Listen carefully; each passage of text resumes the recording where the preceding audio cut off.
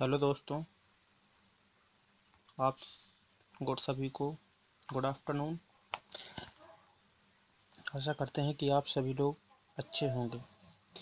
हिंदी भाषा को लेकर हम बात कर रहे हैं आने वाली भर्तियों में होने वाले एग्ज़ाम की तरफ से। हिंदी जो सब्जेक्ट है, जैसे एमपी टेट वर्ग 2 हो चाहे एमपी टेट वर्ग 3 में कहो, सी टेट में, यूपी टेट, DSSB में 20 नंबर की आती है, तो जिसमें साहित्य भर भर के पूछा जाता है। हिंदी भाषा और विकास बोलियाँ पूछी जाती हैं। तो इसलिए हमारे पास आप लोगों के कमेंट आ रहे थे कि सर आप हिंदी भाषा और विकास को लेकर वीडियो बनाइए। आप यूट्यूब पर देखना मिल जाते हैं, लेकिन हमने सोचा आपको जो एग्ज़ाम में पूछा जाता है, और सभी एग्ज़ाम यूट्यूब चैनलों पर तो सभी लोग MCQ करवाते हैं, तो MCQ में हर चीज़ कवर नहीं हो पाती है, इसीलिए हम आपके लिए थ्योरी क्लास लाए हैं। तो आप लोग इस चैनल में अंत तक बने रहें और सपोर्ट करिए। आप लोगों के प्यार सपोर्ट से ही यह रोजगार यात्रा आगे बढ़ सकता है। तो आप अंत तक बने रहिए और सपोर्ट करिए। लाइक और सब्सक्राइब करना ना भूलें, और शेयर ज़्यादा करिए, शेयर ज़्यादा से ज़्यादा करिए, और अपने भाई बंधुओं को यह लिंक भेजते रहिए, और जिससे भी उनका भी भला हो सके। तो हम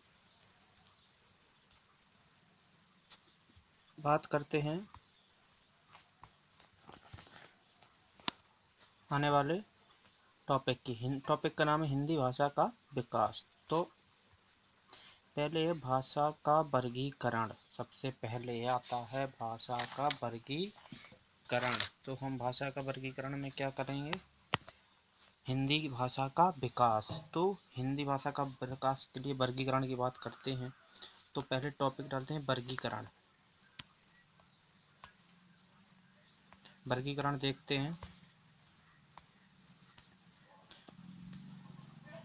तो हिंदी विश्व की लगभग 3000 भाषाओं में से एक है। आकृति या रूप के आधार पर हिंदी वियोगात्मक और विश्लिष्ट भाषा है। भाषा परिवार के आधार पर बहुरूपीय भाषा परिवार की भाषा, जो हमारी हिंदी है वो किस भाषा परिवार की है? बहुरूपीय भाषा परिवार की है। बहुरूपीय भाषा परिवार की भाषा है।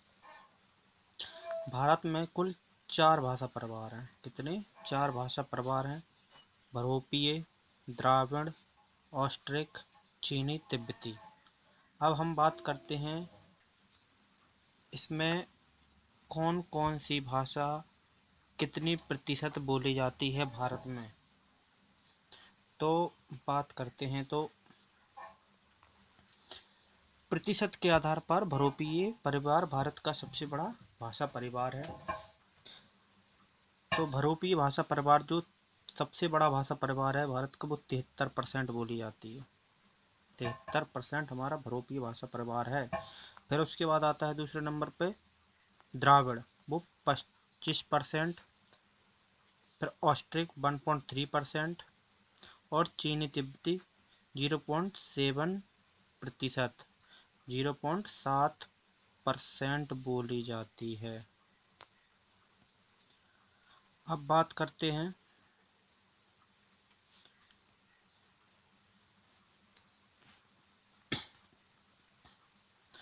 अब भारतीय आर्य भाषा। भारतीय आर्य भाषा का वर्गीकरण। एक बात याद रखना, हिंदी बहुरूपीय भारत जमा यूरोप, भारत जमा यूरोप के से मिलकर बना है। बहुरूपीय किससे मिलकर बना है? भारत जमा यूरोप से मिलकर बना है। ठीक है। तो नाम,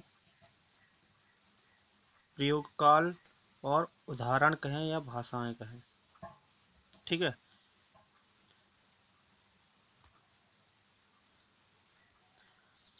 प्राचीन भारतीय आर्य भाषा का समय है 1500 ईसा पूर्व से 500 ईसा पूर्व। ये काल हमेशा याद रखना, पूछे जाते हैं।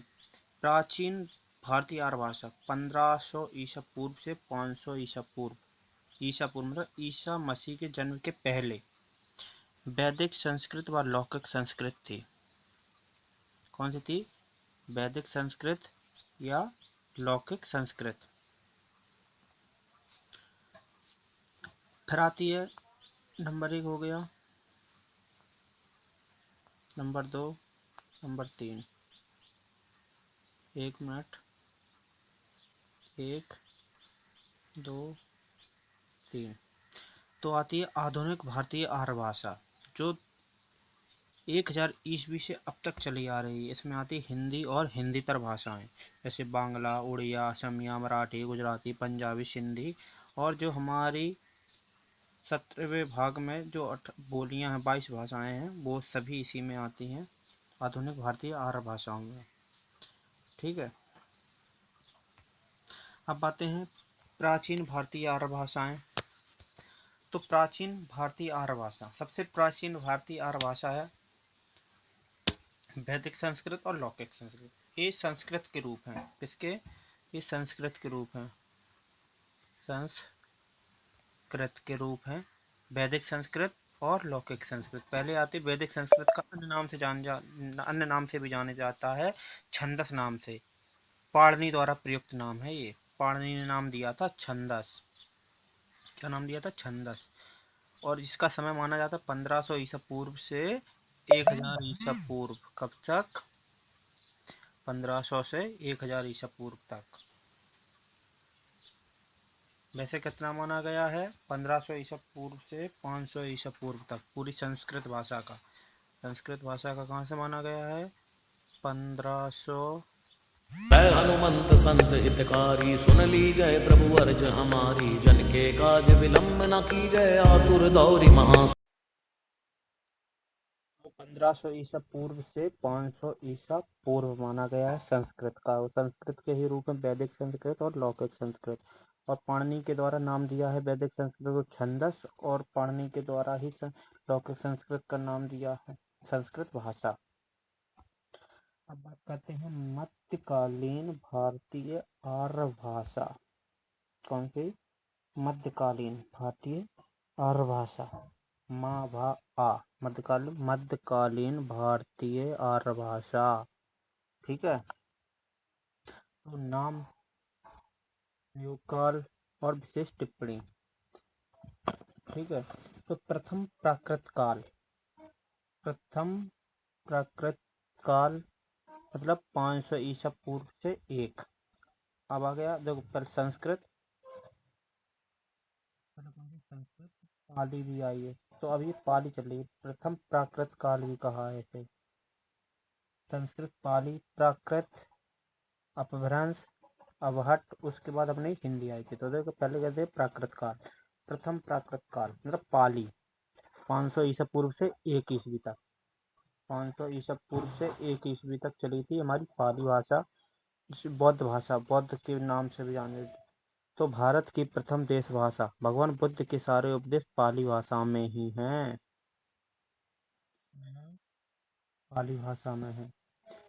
1 ईस्वी से भगवान महावीर के सारे उपदेश प्राकृत में ही हैं। प्राकृत भाषा आ गई। दूसरी प्राकृत भाषा कौन सी है? प्राकृत भाषा 1 ईस्वी से 500 ईस्वी। भगवान महावीर के सारे उपदेश प्राकृत में हैं। अब आते हैं तृतीय। 500 से 1000 ईस्वी। 500 से 1000, 500 से 1000 ईस्वी। भाषा का विकृत या पतित रूप। विकृत मतलब बदला हुआ रूप, अपभ्रंश है। अब आते हैं अवहट्ठ 900 से 1100। अवहट्ठ 900 से 1100। संक्रमणकालीन या संक्रांतिकालीन भाषा। कौन? संक्रमणकालीन या संक्रांति भाषा।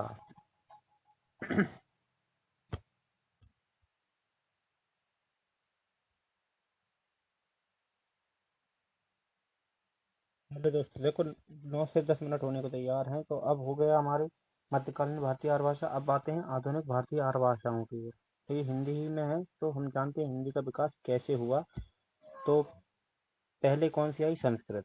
संस्कृत में वैदिक और लौकिक, फिर पाली, प्राकृत, अपभ्रंश, अवहट्ठ, फिर आई हमारी हिंदी, प्राचीन हिंदी, मध्यकालीन हिंदी, फिर आधुनिक हिंदी। तो हम बात करते हैं। तो आधुनिक भारतीय आर्य भाषा काल के अंतर्गत हिंदी का वर्गीकरण इस प्रकार दिया गया है: काल, विभाजन और समय सीमा। तो प्राचीन हिंदी की समय सीमा कितनी है? 1100 ईसा पूर्व से 1400 ईसा पूर्व। प्राचीन हिंदी की पूछा जाए तो 1100 ईसा पूर्व से 1400 ईसा पूर्व। फिर आती है मध्यकालीन, 1400 से 1850 ईस्वी। और फिर आती है हमारी आधुनिक हिंदी। आधुनिक हिंदी जो हम बोलचाल की भाषा है, उसे 1850 से अब तक माना गया है। कब से? 1850 से अब तक जो हमारी आधुनिक हिंदी भाषा। अब आते हैं हिंदी का प्रमाणिक विकास क्रम। हिंदी का प्रमाणिक विकास क्रम। तो विकास क्रम की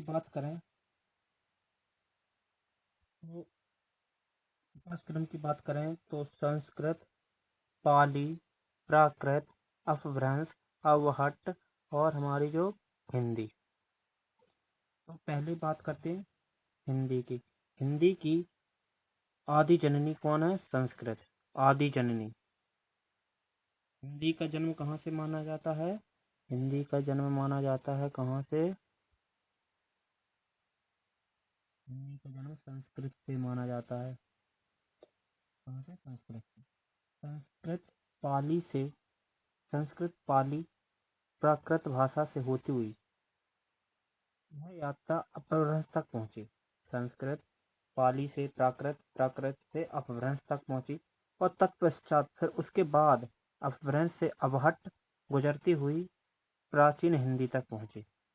यहाँ तक पहले संस्कृत से पाली में आई, पाली से प्राकृत, प्राकृत से अपभ्रंश, अपभ्रंश से अवहट्ट, अवहट्ट से हमारी हिंदी, अवहट्ट से मानी जाती है हिंदी। तो ये रूप दिया हुआ है: संस्कृत, पाली, प्राकृत, अपभ्रंश, अवहट्ट और जो हमारी हिंदी भाषा। ठीक है, तो इसे नोट कर लें और स्क्रीनशॉट अवश्य ले लें। और अगर आपको वीडियो में कुछ समस्या आती तो प्लीज़ एक बार बैक करके फिर से देख लें और नोट्स अपने स्वयं बनाएं। हाँ, मैं यही कहूँगा कि आपके नोट्स ही सबसे ज़्यादा रोल निभाते हैं एग्जाम में। आपके नोट्स स्वयं के होने चाहिए। अब आते हैं आगे, अपभ्रंश भाषा का परिचय। अपभ्रंश भाषा का परिचय। तो अपभ्रंश से हमारी फिर हिंदी आई तो अपभ्रंश के बारे में ज़्यादा जानना जरूरी है। तो अपभ्रंश भाषा का परिचय, नंबर 1 पॉइंट देखेंगे। अपभ्रंश भाषा का विकास 500 ईसा पूर्व से लेकर 1000 ईस्वी तक माना गया है। कहाँ तक? 1000 ईस्वी तक माना गया है। अब बात करते हैं इसमें साहित्य का आरंभ। अगर बात करें अपभ्रंश में, साहित्य का आरंभ 8वीं सदी में स्वयंभू कवि से हुआ है। स्वयंभू कवि से हुआ है जो 13वीं सदी तक जारी रहा। कब तक चला? 13वीं सदी तक चला। 13वीं सदी तक चला। फिर बात करते हैं अपभ्रंश की। अपभ्रंश, दो शब्द अप प्लस भ्रंश। अपभ्रंश का शाब्दिक अर्थ होता है नय। अपभ्रंश, अप प्लस भ्रंश। अप शब्द का शाब्दिक अर्थ है पतन। बता दो। अपभ्रंश, अप प्लस भ्रंश।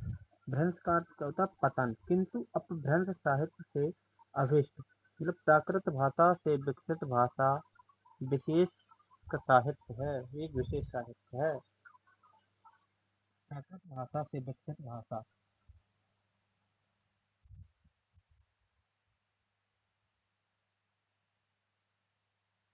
अपभ्रंश नहीं, यहाँ अपभ्रंश नहीं, यहाँ करेंगे प्राकृत।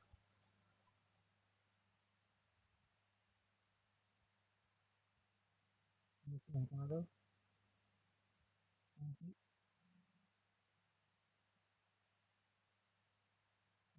प्राकृत भाषा से, भाषा से विकसित भाषा, विकसित साहित्य है।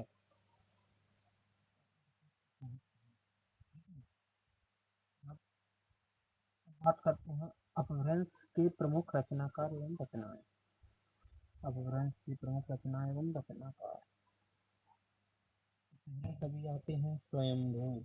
स्वयंभू पहले कवि कौन से आते हैं? स्वयंभू।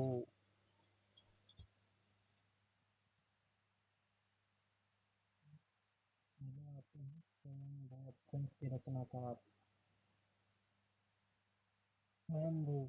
स्वयंभू इन्हें अपभ्रंश का वाल्मीकि कहा जाता है। अपभ्रंश का वाल्मीकि कहा जाता है। इनकी प्रमुख रचना है पायमचर्यु अर्थात राम काव्य। इनकी स्वयंभू की 3 रचनाएं और हैं। पायमचर्यु, ऋक्षेणविचर्यु और स्वयंभू छंद। ये कौन सा है? स्वयंभू।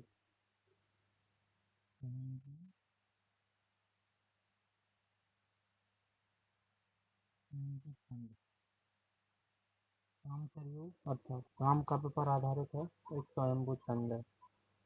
अब आते हैं दूसरी धनपाल। धनपाल की एक है भविष्यत कहा। कौन सी है? धनपाल की रचना है भविष्यत कहा। तो इसके ट्रिक बना सकते हैं। हमें भविष्य में क्या कमाना है? धन। तो हम धनपाल की याद रख सकते हैं भविष्यत कहा, जिसे अपभ्रंश का पहला प्रबंध काव्य कहा है। अपभ्रंश का पहला प्रबंध काव्य कहा है। अपभ्रंश का पहला काव्य कहा है धनपाल को। और बात करें, धनपाल को मुंज ने सरस्वती की उपाधि दी है। धनपाल को मुंज ने किसकी उपाधि दी है? सरस्वती। सरस्वती की उपाधि दी है। किसने?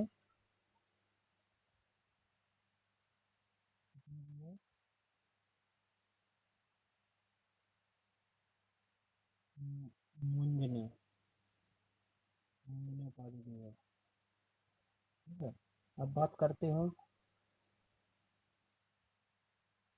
उच्चदंत की। उच्चदंत के बारे में देखते हैं। उच्चदंत इनकी रचनाओं में महापुराण और जसहर चर्यु अत्यंत प्रसिद्ध है। महापुराण और जसहर चर्यु। महापुराण किसे कहा गया है? महापुराण किसे कहा गया है? त्रिशठी महापुरुष गुणालंकार। त्रिशठी महापुरुष गुणालंकार को ही महापुराण कहा गया है। जसहर चर्यु को मतलब जसहर चर्यु को कहा गया है यशधर चरित्र। चर्यु का मतलब चरित्र होता है। और उनकी एक और रचना है नय कुमार चर्यु। नय कुमार चर्यु तो मतलब नाग कुमार चरित्र। कौन सी? नाग कुमार चरित्र। अन्य सिद्ध कवि अन्य सिद्ध कवि भी रहे हैं।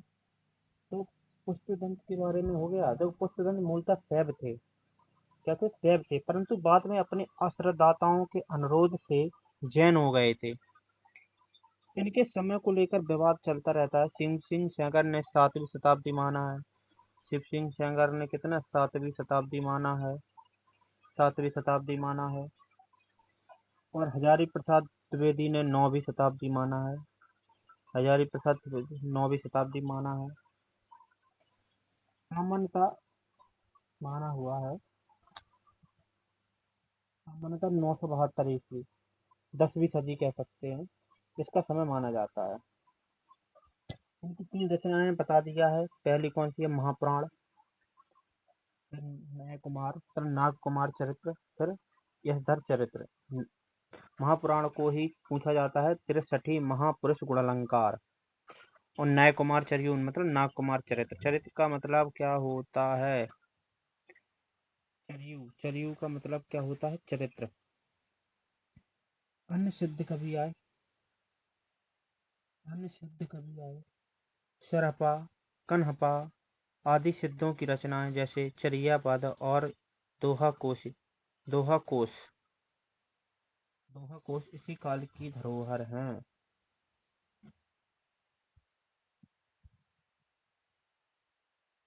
अब बात करते हैं अपभ्रंश के भेद और आधुनिक भारतीय आर्य भाषाएं। अपभ्रंश के भेद मतलब क्या है?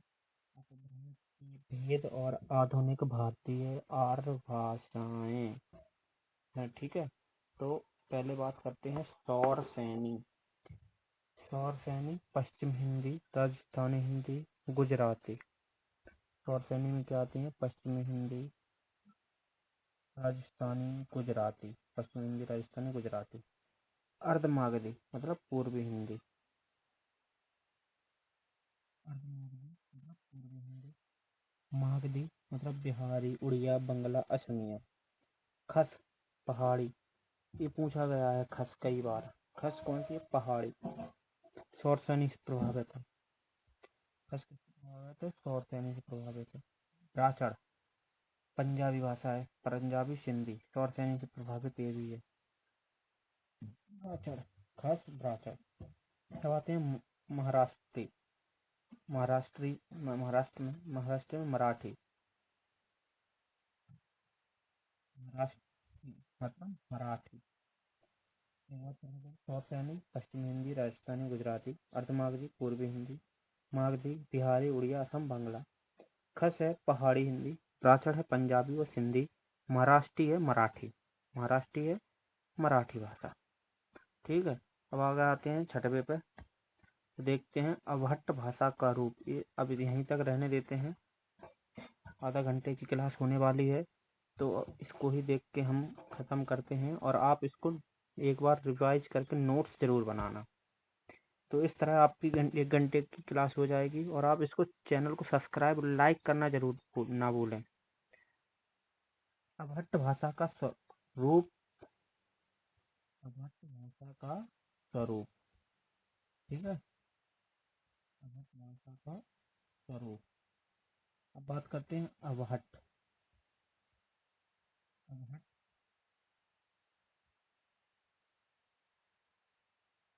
अवहट्ट अपभ्रष्ट।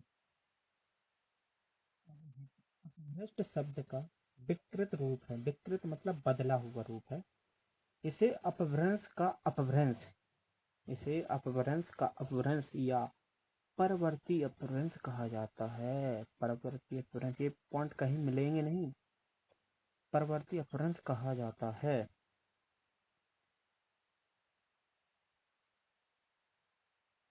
यह अपभ्रंश और आधुनिक भारतीय आर्य भाषाओं के बीच की संक्रमणकालीन मतलब संक्रांतिकालीन भाषा है। जैसा कि अभी बताया था कि जो हमारी अपभ्रंश भाषा है आधुनिक भारतीय आर्य भाषा के बीच की कड़ी की तरह है, संक्रमणकालीन या संक्रांतिकालीन भाषा है।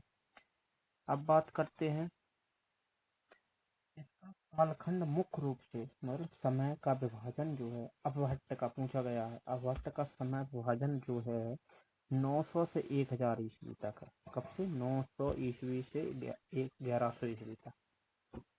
900 ईस्वी से 1100 ईस्वी तक निर्धारित किया गया है।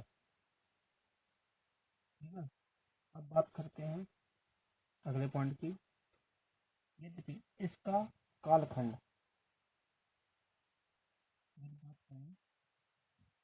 कालखंड 900 ईस्वी से 1100 ईस्वी है।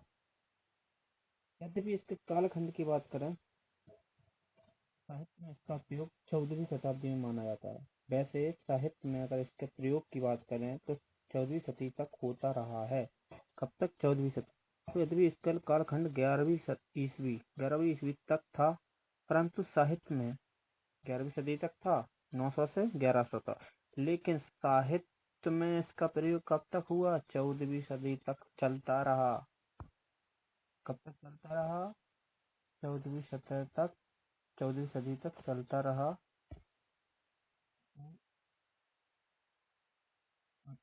क्लास करते हैं यहीं पे समाप्त। तो आप लोग बताइए क्लास कैसी लगी।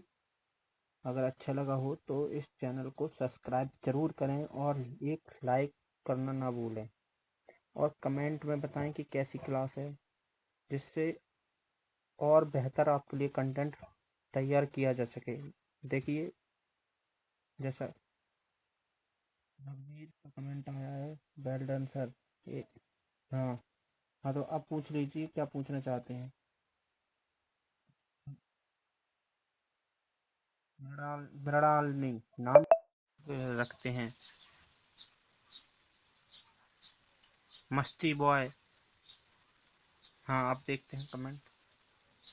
जोया। हाँ देखो जोया का कमेंट आया क्या, वैदिक भाषा को पाणिनि ने क्या कहा था। वैदिक भाषा को पाणिनि ने छंदस भाषा कहा था। वो भी कब, 1500 ईसा पूर्व से 1100 ईसा पूर्व तक, पूर्व में चला था। ठीक है। सौरसैनी राहुल, मतलब सौरसैनी पश्चिमी हिंदी में, सौरसैनी में आती है पश्चिमी हिंदी, राजस्थानी, गुजराती। जैसा कि ये भी पिछली बार बताया था, ये रहा पश्चिमी हिंदी, राजस्थानी और गुजराती। हाँ। हमारी कितनी, भारत में कितनी भाषाएं बोली जाती हैं, 3000। 3000 प्लस भाषाएं हैं। इसमें हमारे भारत में ही है, भारत में 4 भाषा परिवार हैं। भारत में 4 भाषा परिवार हैं। ओके। तो चैनल को करते हैं यहीं पे ख़त्म। Okay tata bye bye.